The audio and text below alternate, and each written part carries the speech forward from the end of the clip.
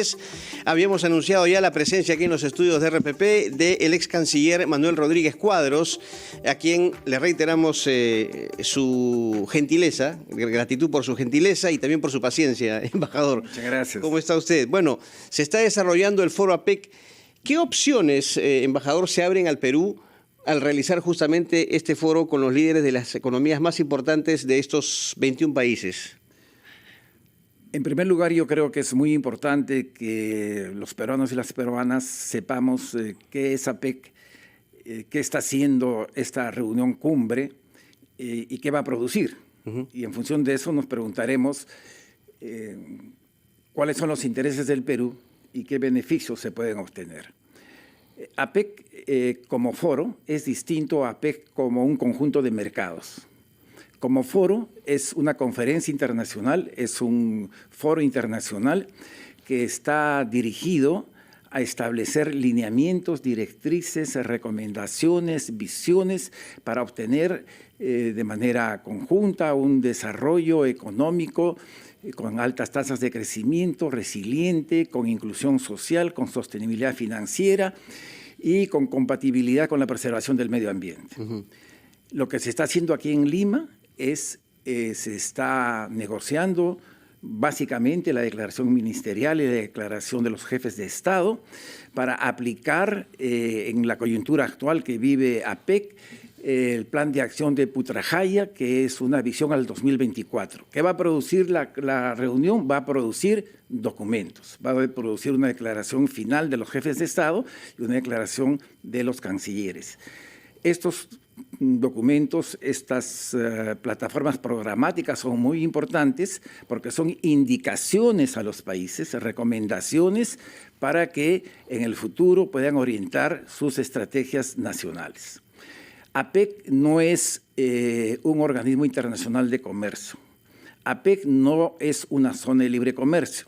APEC no tiene un programa de liberación del comercio, tampoco tiene un programa de promoción de inversiones. Después de la reunión de APEC, el Perú ni ningún país de la organización va a haber incrementado sus márgenes de liberalización del comercio y tampoco sus inversiones. Pero usted ha hecho una diferenciación entre lo que es APEC como foro y también como mercado, ¿cierto? Exactamente. En ese punto, ¿qué oportunidades se presentan para el Perú? Como mercados en plural, ¿no es cierto? Porque al no haber una zona de libre comercio, pues no hay un mercado integrado de APEC. Como mercados, APEC está en una situación compleja, difícil, un poco crítica.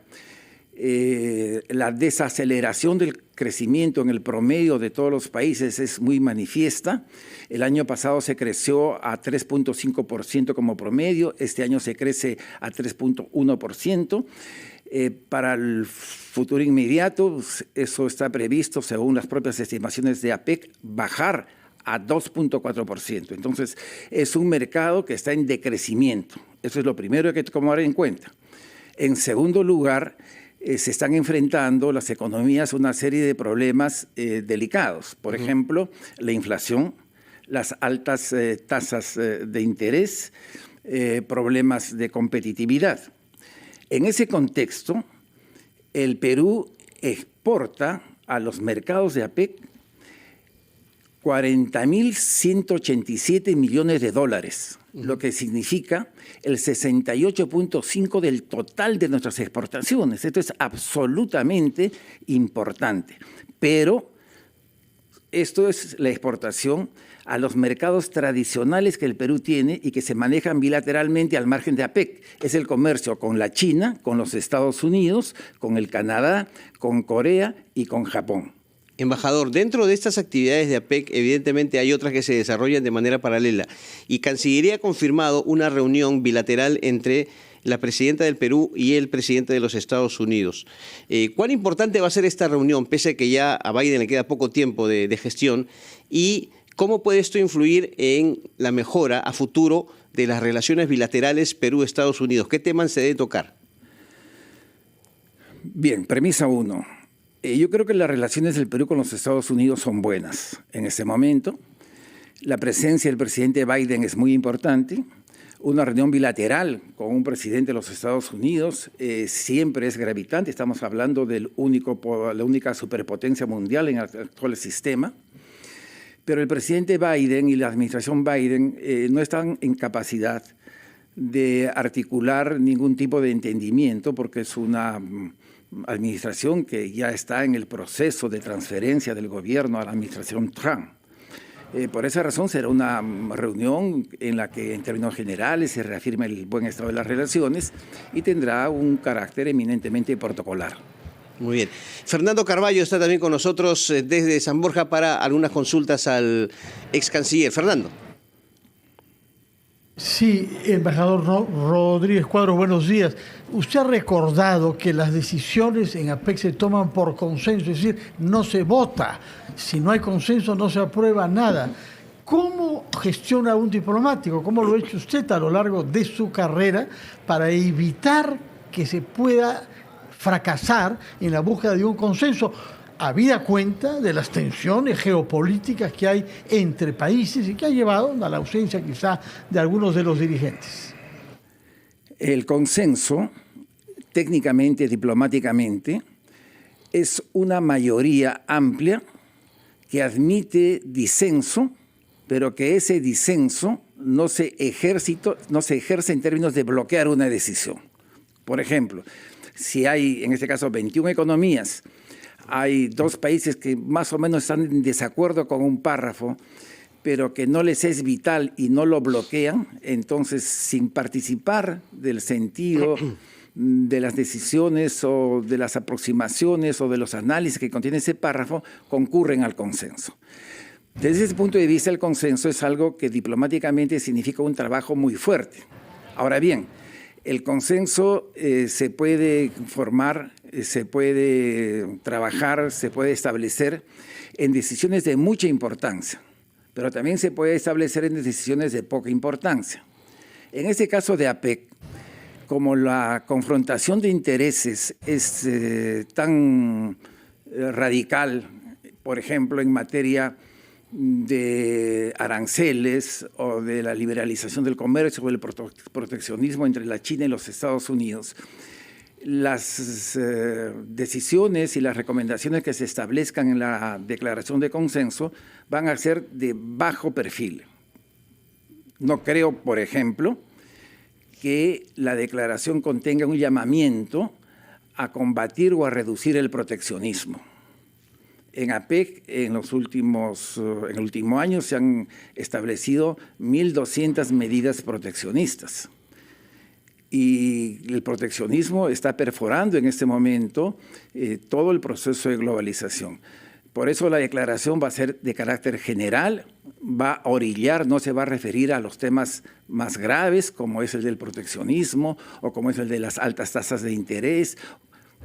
Y consiguientemente vamos a tener un consenso que es muy positivo porque supera la presencia de las divergencias políticas que impidieron un consenso en cualquier nivel de los acuerdos en los últimos años.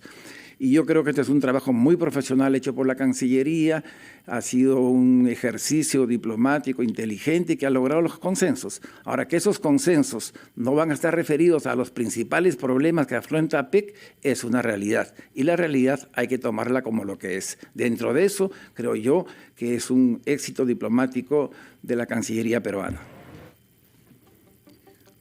Embajador, nos ha dicho usted también que no se puede prever, no se debe esperar a que esta cumbre sirva para aumentar los porcentajes de libre comercio entre los miembros de APEC. Pero sin embargo, se ha mencionado la iniciativa de buscar la creación de un tratado de libre comercio común para las 21 economías. Parece poco viable ahora, pero ¿usted piensa que a mediano plazo es un objetivo que debe ser perseguido? Yo pienso que la declaración de los cancilleres y de los presidentes, de los jefes de Estado, no va a hacer ninguna mención a la posibilidad de un tratado de libre comercio, porque eso está fuera de toda consideración, teniendo en cuenta la divergencia de intereses comerciales.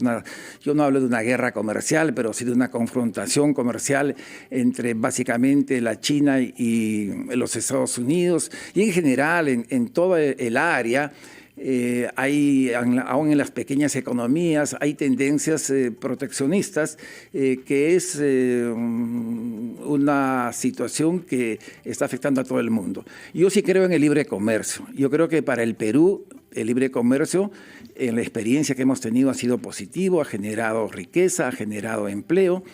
Para otros países probablemente no. El presidente Trump considera que la liberalización del comercio afecta a su población, sus condiciones de vida, y por eso va a tener una política marcadamente proteccionista. Entre paréntesis, fíjese, Fernando, nosotros podemos pensar que los Estados Unidos son los campeones del libre cambio. Los Estados Unidos tienen la mitad de TLCs que tiene el Perú. Entonces, no es un país que, aún en las administraciones demócratas, haya dejado de tener en cuenta los intereses de su industria local y de sus consumidores. Y ha negociado los TLC muy fuertemente, a diferencia del Perú, que abrió prácticamente sus aranceles sin contrapartida. Pero sí vamos a un mundo donde el proteccionismo empieza a emerger con alguna fuerza, y eso se va a traducir en mayores dificultades para obtener en el futuro, sería ideal, una zona de libre comercio en APEC, que no existe, que previsiblemente ni en el mediano ni a largo plazo la vamos a tener. Pero, embajador, usted hablaba justamente del tema de Estados Unidos y el proteccionismo de Trump. Ahora, hoy se inaugura el megapuerto de Chancay, ¿cierto? Esto evidentemente puede devenir en un fortalecimiento de las relaciones o intercambio peruano-chinas. ¿Esto podría generar, cree usted, por una cuestión estratégica, preocupación en los Estados Unidos? Bueno, en primer lugar, quiero decir que Chancay es más importante que el Foro APEC, ¿no es cierto? Porque el Foro APEC es una conferencia internacional, se va a aprobar una declaración y ahí se va a terminar. Mientras que Chancay es la inversión y la obra de infraestructura más importante del siglo en el Perú. ¿Por qué razón? Porque va a variar la estructura de la inserción externa del Estado y de la sociedad en el Perú. Desde 1821, la geografía en el Perú fue un perjuicio para la política exterior porque estábamos de espaldas del mundo, ¿no?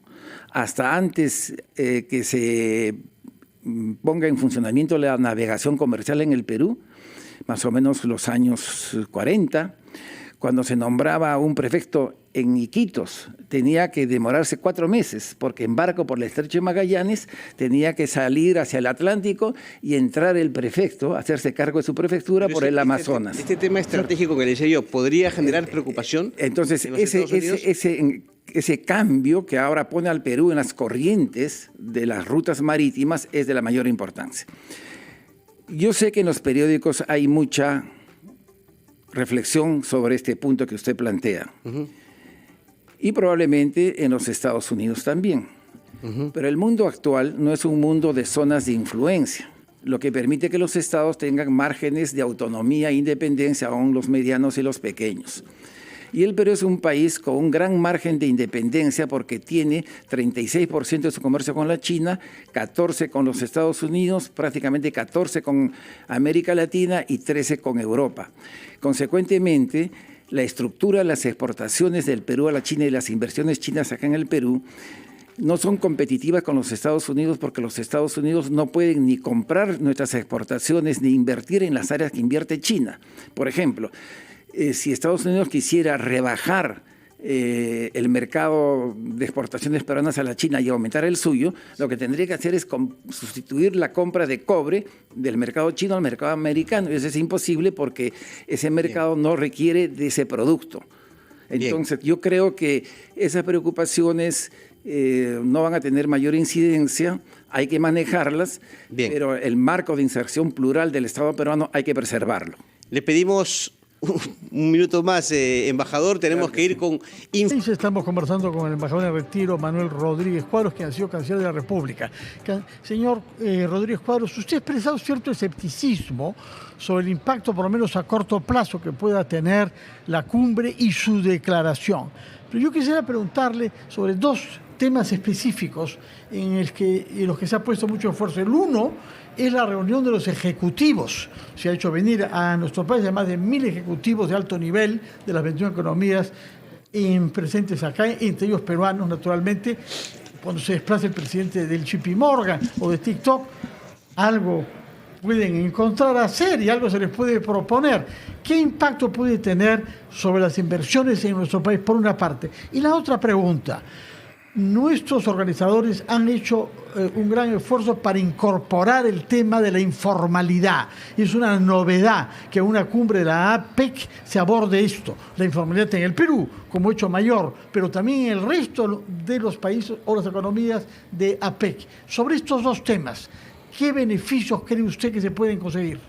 Fíjese, ayer en una entrevista a un dirigente de las pequeñas microempresas, él respondía señalando que la reunión no iba a tener ningún efecto, ¿no?, en los emprendedores.